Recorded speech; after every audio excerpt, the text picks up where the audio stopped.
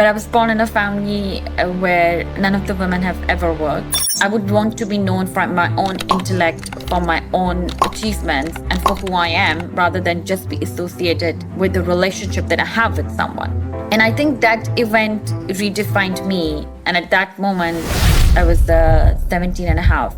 I decided that I would design my own life.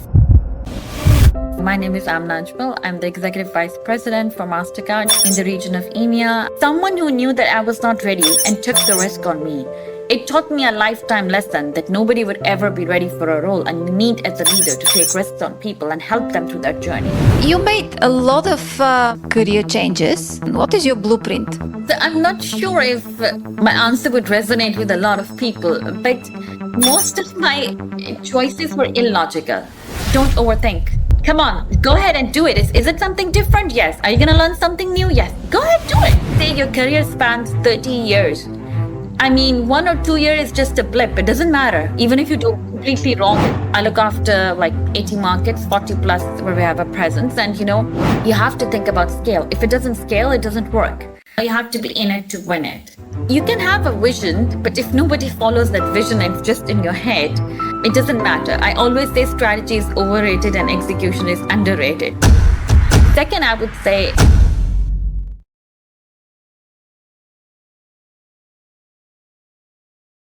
Amna Ajmal. Her career journey is nothing less than inspirational. She was recognized as one of the top 100 women in fintech globally by IBM and Fintech Magazine.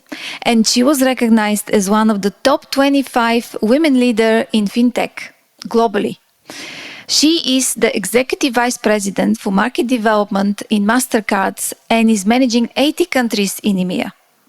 She has an international career and she worked in the US, Dubai, Egypt, Singapore, Poland, Malaysia. So if you're aiming to have an international career or you're aspiring for leadership in finance, banking or fintech, this episode is must watch for you. Let's dive in. My first question is, who is Amna Ajmal? What are these experiences and events that formed your character and the person you are today? So I would say two things. First of all, I was born in Islamabad. I've not been to my home country now for more than like 20 plus years. But I was born in a family where none of the women have ever worked. So for me to see my parents divorce and then realize that my mother really had no identity because she didn't get the education. She came from a poor family. My father came from a very rich family. So her entire lifestyle, her entire identity as to who she was associated with her husband. And I think that was kind of a moment which shook me up that tomorrow I could be in a similar situation. And I would want to be known for my own intellect, for my own achievements, and for who I am, rather than just be associated with the relationship that I have with someone. And I think that event redefined me. And at that moment, I was 17 and a half. I decided that I would design my own life. I crafted a 15-year plan for myself. It didn't pan out exactly that way because I wanted to join an FMCG and I actually entered banking. But yes, that was the moment and that was a big experience in my life to go through that battle of standing up in front of your loved ones, your family members for whom this concept was an alien, because you work for money, so you have money, why do you want to work? I think that moment is like really that one experience that redefined me as a person and I think also as a leader. That's very interesting. Tell me more about that decision, because it's not only to stand up in front of your family and close friends, but generally against biases and norms, which were totally against women working, right? In your own country where you were born. How did this happen? What were the challenges? I think a part of it is that you have to put yourself in their shoes, right? And of course it's emotional because you're not having a business negotiation, or you're not in a difficult situation where it's business, it's personal. You're talking to your parents, to your uncles, your aunts, your grandparents. I think a part of it is like empathizing. And when I put myself in their shoes, I'm like, they're right. People do work for money. So if you have money, which fortunately I was born in a family where they had money, what is the need to work, right? And if nobody has ever done that, why do you need to do it? And I think that there is no logical way out of this conversation, right? It is true. If I would tell you that, you have money, you're like, yeah, I don't want to work. Probably I would travel. I don't know. I would pursue a passion, right? And then you talk about, no, I need to be known for my own intellect. I need to have my own achievements. I need to stand for something for myself. They would be like, okay, do some philanthropic work. So I think the logic doesn't hold. The emotions kind of trap you, because there was a large part of me which was guilty. Because when my parents were going through a divorce, my mom was telling me that I'm making it more complicated for her, which from her position was right, because if she's in a difficult situation. And at that time I raised my hand that, I don't want to. My mom got married at the age of 16. My grandma was in her 30s, right? And me raising my hand at that time in these circumstances, saying, oh, I want to work, I want to have an international career and all of that, it's very hard for them to comprehend. So I think the biggest challenge was, even if I empathized, for me it was like, if I do this, I would feel guilt and regret because I would burn a lot of relationships, right? If I don't do it, I would also regret because this is a large part of I am not, and I would be living somebody else's life, right? And I think that's the personal dilemma. But I would say I had perseverance and courage at that time to do things which I look back right now and I'm like, I don't know how I did that. I can imagine. I absolutely imagine that. And you said that you landed in banking by chance. What happened? So it's very interesting because when I was at my business school, so I went 2 years to a very good business school back home, which gets international recruitment. So basically, Unilever, Nestle, P&G, and some international banks like Citibank come over there for recruitment on the campus. So I always wanted to be at Unilever or P&G because their headquarter was outside my home city. So I thought I will be more shielded from, all the ongoing arguments and all of that. I interviewed for Unilever, I interviewed for P&G, and there's a friend of mine who really wanted to be in banking. So he asked me if I could do the Citibank interview and come back and tell him all the questions they asked so he could be prepared. So that's how I went to the Citibank interview, and there was an HR head who was from Poland. So of course I went into the interview. When you're not really prepared, you're not stressed because you are not interested in this, right? So I was like truly, truly myself. I was just trying to memorize the questions so that I can go out and tell my friends. So Unilever rejected me, P&G rejected me. Then I applied for Nestle. They also rejected me. And then I get a call from Citibank, and it was an international number, and they told me it's an international job. And I was like, that's my ticket to freedom because I have to be in this country. I would not be going through that stigma, that dilemma continuously because I would be just disconnected from all of this. So why was I even thinking of going to another city when actually I can go to another country, right? And of course, the salary was in dollars, and I left my home with like $20 in my pocket. So I really needed the money. So that's how it happened. And I think I'm so glad it happened that way. I mean, when the rejections were happening, I was like, oh my God, because I went to this university against my family's wishes. And, everybody was very upset about that. And I was like, all of this was worth nothing because nobody wants to hire me now. I can imagine. It's funny now, but looking back, it must have been really crushing at that point of time. And then reminds me about my own experience after university. I wanted to travel because I come from Eastern European country, Bulgaria, and we were behind the Iron Curtain. So traveling was not possible and very limited. So for me, travel was something unbelievable. And I wanted international career. Not international career, I just wanted to travel. I was not sure what. And by the time I finished university, Bulgaria was opening, abolished socialism, and there were, like you said, Nestle and McDonald's and Unilever started opening in Bulgaria, and I applied to all of the international companies, and they all rejected me. And I fall back on banking because that was the only Bulgarian bank hired me. So talking about work, you had a phenomenal career, absolutely phenomenal. Can you walk me through the key moments, and then we'll speak about in details a bit later.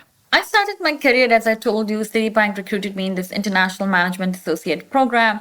That time, the cluster was Turkey, Middle East, Africa. It was a pretty brutal program. There were 14 people from different parts of the world. And after every 6 months, you were rotated in these different countries, Turkey, UAE, Bahrain, Egypt. You come together.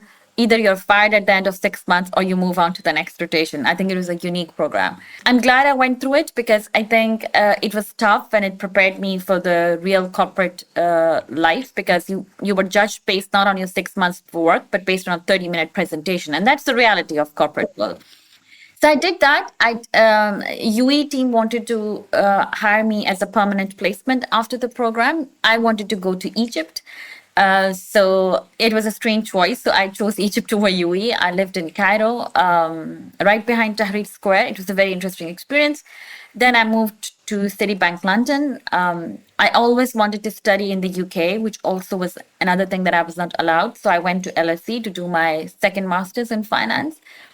A year I was into that role, and Poland Carter job came up, and it was a very large business for Citi. And my boss asked me that if I would like to interview for that job. And, I was 4 years into banking, and people make it for that job like 20 years into their career. So I was like, no, I don't think so. They would ever hire me. Then I went back to my desk. There was a Polish person sitting next to me, and I told him about that. And he said, even if they hire you, first of all, they won't. But even if they hire you, you're going to get fired in a year. So I remember I went back to my boss and I said to him, I think I should not go for this job. And he's like, why? I'm like, they won't hire me. And even if they hire me, I would be fired. And it's an American company, so you never ask people's age. So he apologized to me and he said, how old are you? And I said, I'm 28. He's like, so what if you're fired? Someone will rehire you back. Just go for it. So yeah, long story cut short, I went for it. I moved to Poland. I did up and down to finish my master's at LSE. After a year, I got promoted in Poland. And then I left. I stayed there. Great experience. I was one of the only expats. Culturally, being in a country where you don't speak the language and gaining people's respect when you are significantly younger and you're from outside and you don't look like them. It was a very different experience. And I think it really taught me a lot about leadership, about people, about impact. Then I left Citi, I left Europe. I moved to Singapore with Standard Chartered Bank in a global role. Then I left Singapore for Malaysia. Then from Malaysia, I left banking. Long story why I left banking, but probably would understand. And it was a lot at that time about cost cutting and restructuring. I didn't associate it with that kind of, it's good you do it once, but you don't want to be associated with that only. So I moved to Mastercard in UAE, did here 1 year, and then moved to the US for 2.5 years. And then now I'm back in a different role. So that actually summarizes my career story. And I was reading in some of your LinkedIn posts talking about this experience when you were promoted to a job that normally a 40 years old would do, and you were in your 20s.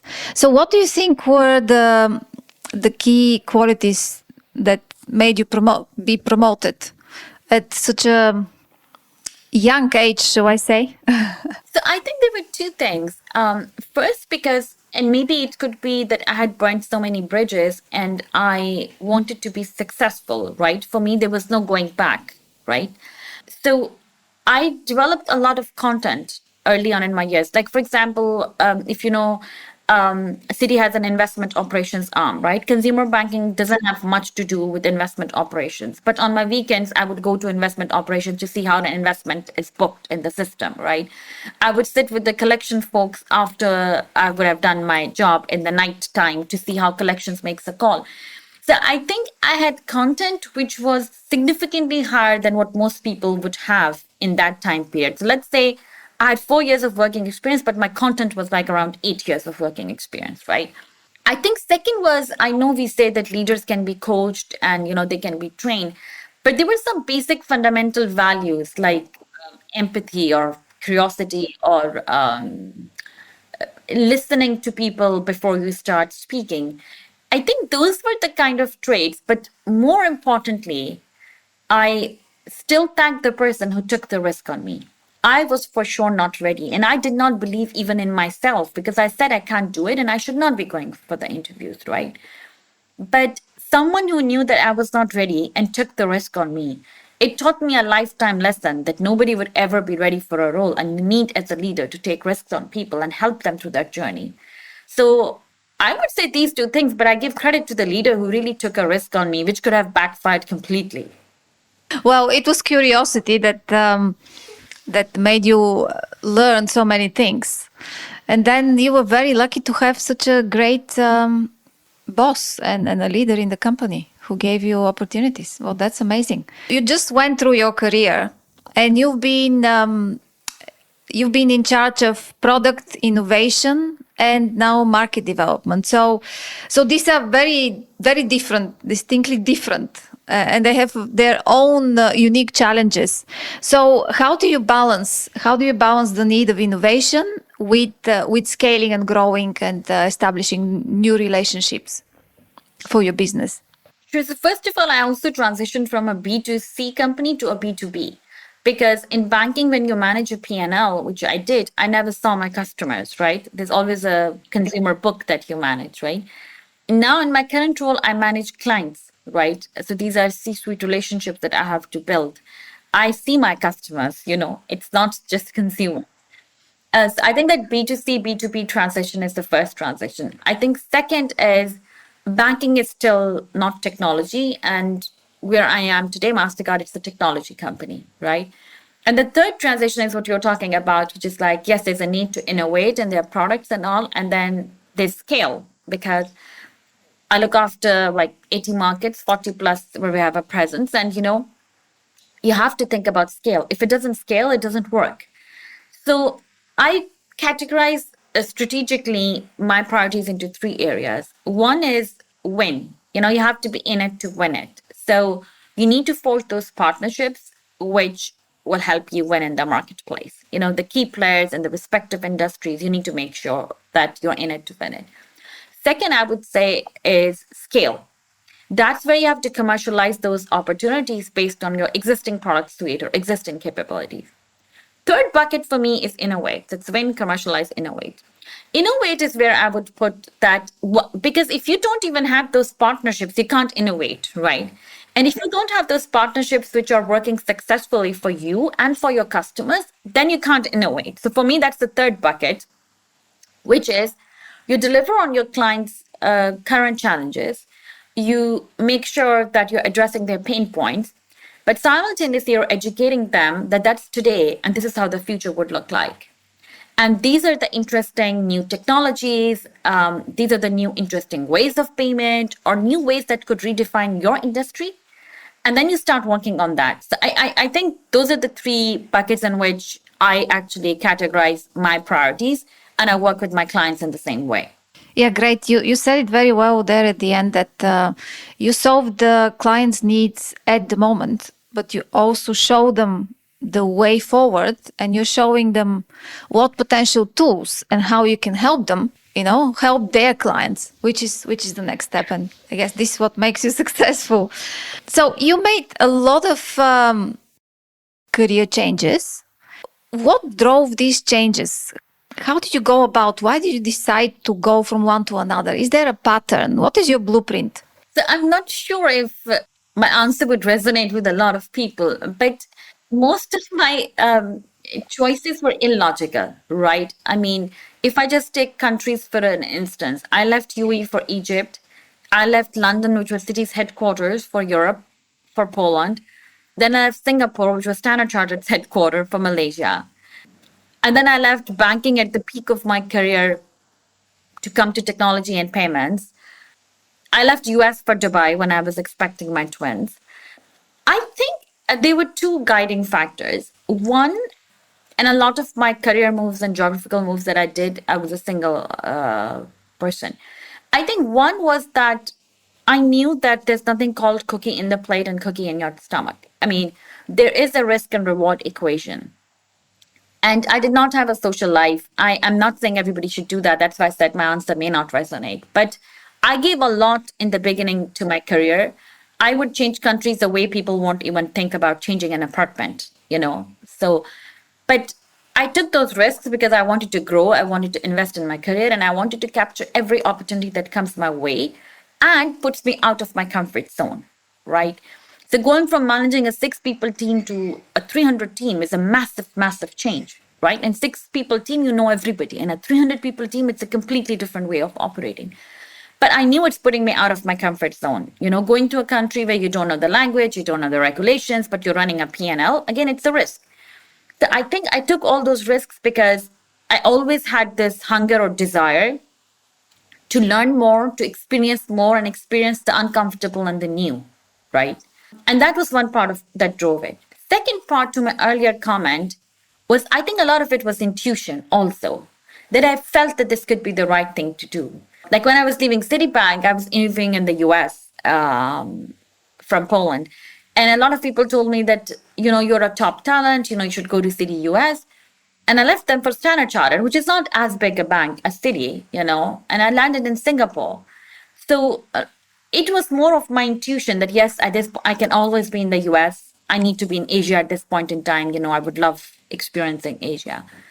So a lot of it was intuition. And then the second thing was really this desire and hunger to experience the new. And I had taken such a big risk at the age of 18 that these risks of changing countries or changing jobs were insignificant when I put that in perspective.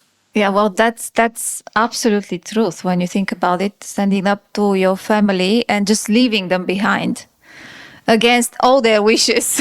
Yeah, that's a very, very for 18 years old. That's like you knew what you want to do compared to all the other people who really didn't have a clue and they were just going with the flow. You're right, actually. When you look back, these other choices were insignificant. Very, very interesting story. So we have many listeners who want to pivot their careers. And based on your experience, what are the top 3 pieces of advice you can give them so they can make a successful career change? So, first of all, in my humble opinion, I don't think so. I can give advice, but just from my experience, what I can share is that perseverance is powerful. I believe that perseverance is the key that can open any door. And perseverance for your long term goals as opposed to your short term goals. I always had my eye on this long term goal. And I think I never took my eyes off that. So everything that was coming, a glitch or a showstopper or an obstacle, I was like, I have to cover it because look where I can get to, right? So I think perseverance. Second, I think curiosity. I always wanted to travel the world, experience the world, similar to what you said about yourself, you know. And that urge in me was like kind of a fire, you know, it was like something that was driving me, that is, I have to break from this system, from this country, from these traditions and norms. Third, I would say is courage. And honestly, I don't know where it comes from, you know.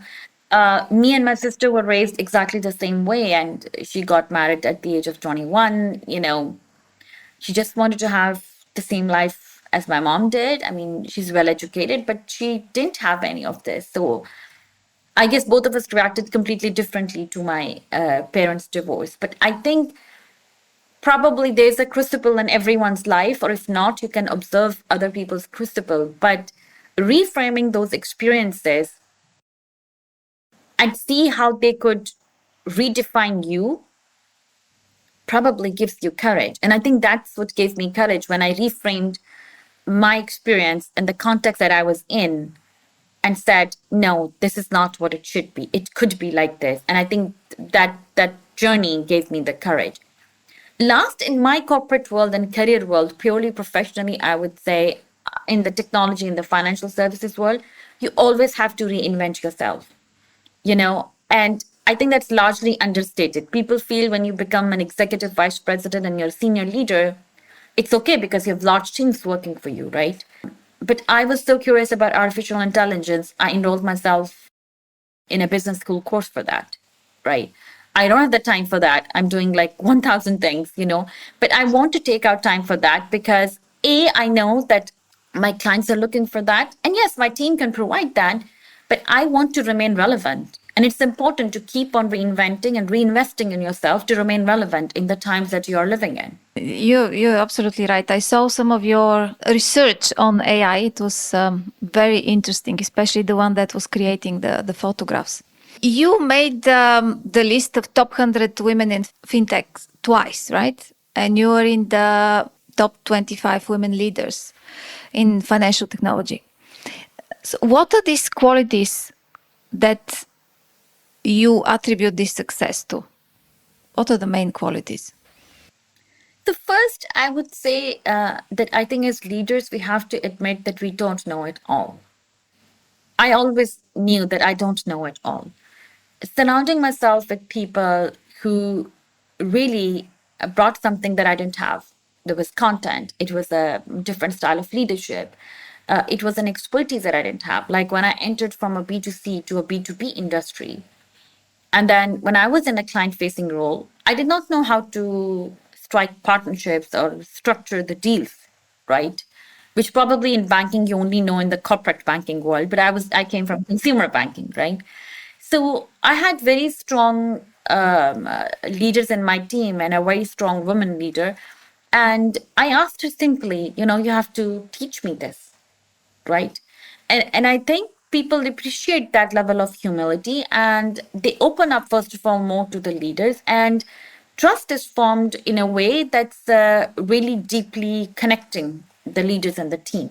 So I think that played a very big role. I mean, even when I went to Poland, my first question was, I don't know anything about your business or about your country. So I had like 60 one-on-one with just getting to know people and telling me something about themselves and something about their business. No text, no presentation, right? And I strongly believe that that's really important. A second thing I would say is, you can have a vision, but if nobody follows that vision and it's just in your head, it doesn't matter. I always say strategy is overrated and execution is underrated. You can have the best idea if you're the last one to implement it. Market has moved on from there, and so have consumers, right? So I think the way you move large organizations forward, and it's difficult in large organizations, is that you have to rally a lot of people around, right? And part of that is that you have that vision, but how you include the other people, that they become part of that vision and they see that picture that you have visualized. And then you are just removing the showstoppers from their way, which you think they can't, and help them and support them and bringing that vision to life. I think people like when they're contributing not like this piece, but they're contributing this piece that becomes actually this. So I think those two things. And the other, I would say, again, it's perseverance. There's so many things in a corporate world that you would be like, oh, yeah, I should give up on this, right? But yeah, I never ever do. Like this optimism of getting things done, the optimism of, seeing that bright future that you have envisioned is very, very important. If there are young individuals who are listening now, young professionals, and they want to make it in the fintech space, what should they do? What would you advise? Constantly invest in yourself, in your learning. Do not underestimate that. Content always, always wins. And second thing I would say, don't overthink. At times I mentor young people and they would have a page of pros and cons for changing the jobs. And I'm like, come on, go ahead and do it. Is it something different? Yes. Are you going to learn something new? Yes. Go ahead, do it. I mean, I always say your career spans 30 years. I mean, 1 or 2 years is just a blip. It doesn't matter, even if you do completely wrong at that, right? So I love the fact that the younger generation is so much more calculated and so much more equipped, right? But I think a part of that is also overthinking. So don't overthink, just do something different, something from which you're learning something new. And to those who are listening to you and completely admiring your journey, what would you advise if they have the same goal like you? What should they do?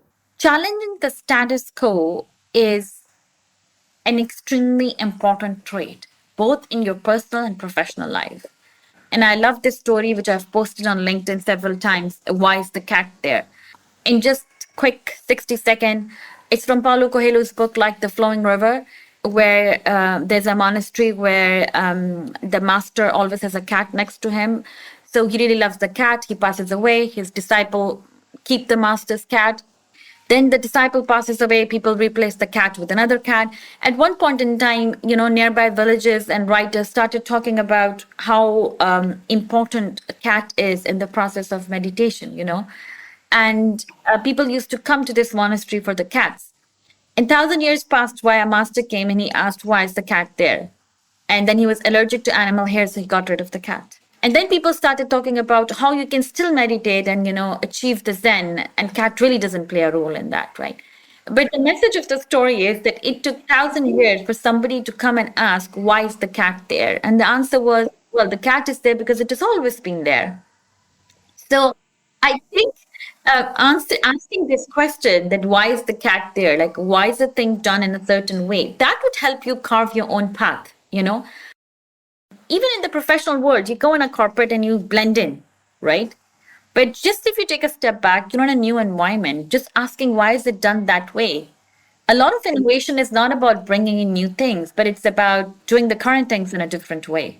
You know what was a great experience when we used to have interns and they would come for 2.5 months in the summer and then they have the 30-minute presentation. And I would always ask the question, so what do you think we should do differently? And the things they say are so eye-opening and so wild. And you think, why we didn't think about it? I mean, why these people? But they come and their view of the world is so different than us. We are like 15, 20 years in one and the same field. They just come in and they see these things, and for them it's like, why are they doing it this way? So we spoke about your successes and your phenomenal career, but I'm sure that behind all the great titles and accolades and this and that, there are failures. There is no way they will know. So to balance the story, can you share with us a failure that put a dent in you or taught you a lesson?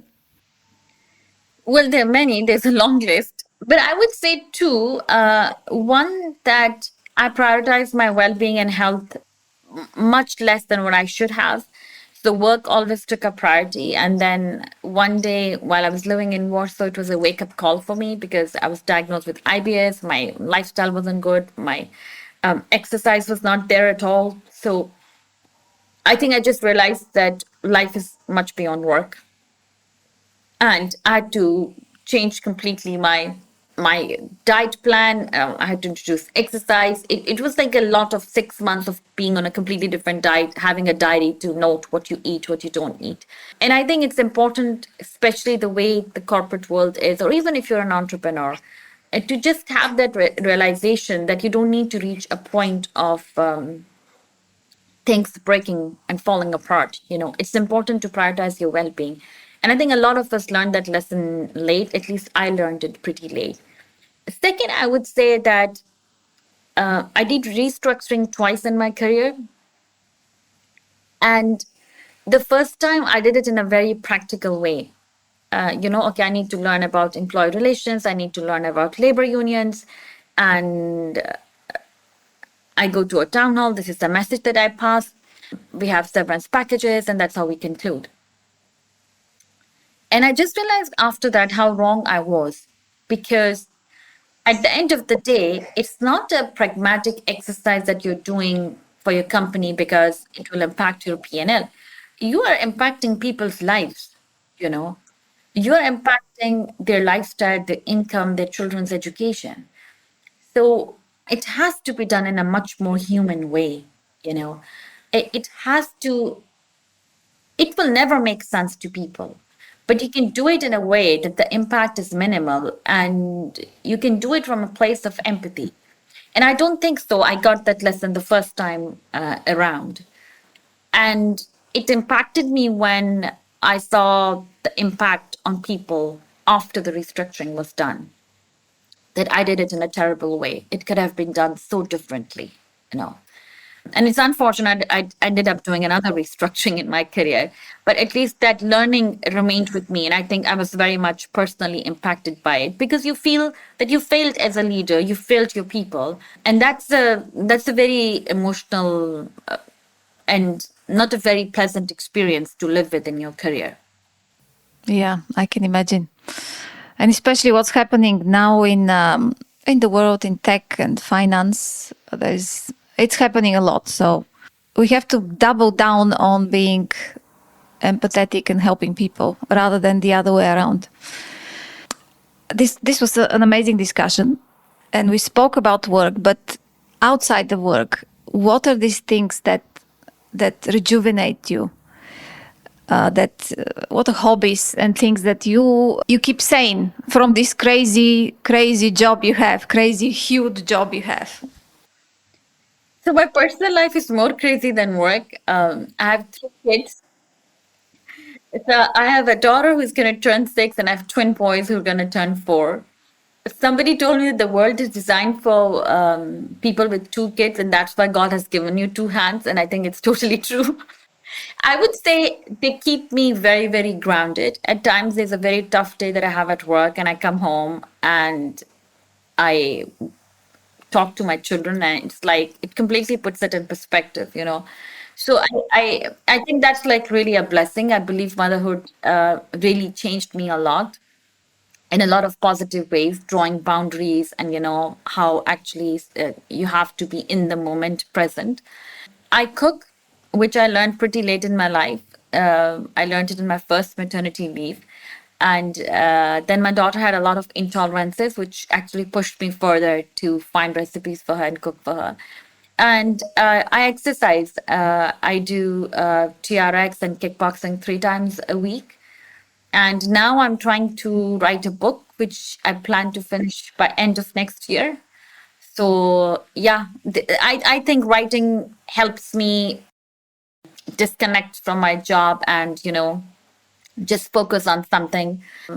Exercise just that. I get less and less time to cook now. It's like barely an hour on the weekend, but it still helps me. I enjoy it. I think that I'm disconnected and I'm just being in the process, and I love it. Great. And what is the book about, if it's not a secret? Sure. No, it's about people. It's about leadership. It's about all my experiences and these different parts of the world. I've been terribly slow at it, but now I've put a deadline to it. So Great. Well, good luck with that. I'll be watching out for this book coming and being published. Thank you, Amna. It was thank a you great so much. discussion. I think so many great advice and insightful stories. It was really an inspiration. Thank you so much, and I wish you all the best. Thank you so much. Thanks a lot. This is all for today. Thank you for being with me till the end. And before you go, I have a huge favor to ask. Would you please subscribe or leave a message and send us any comments and recommendations? The more we hear from you, the better this podcast will be. Thank you for now, and see you in the next episode.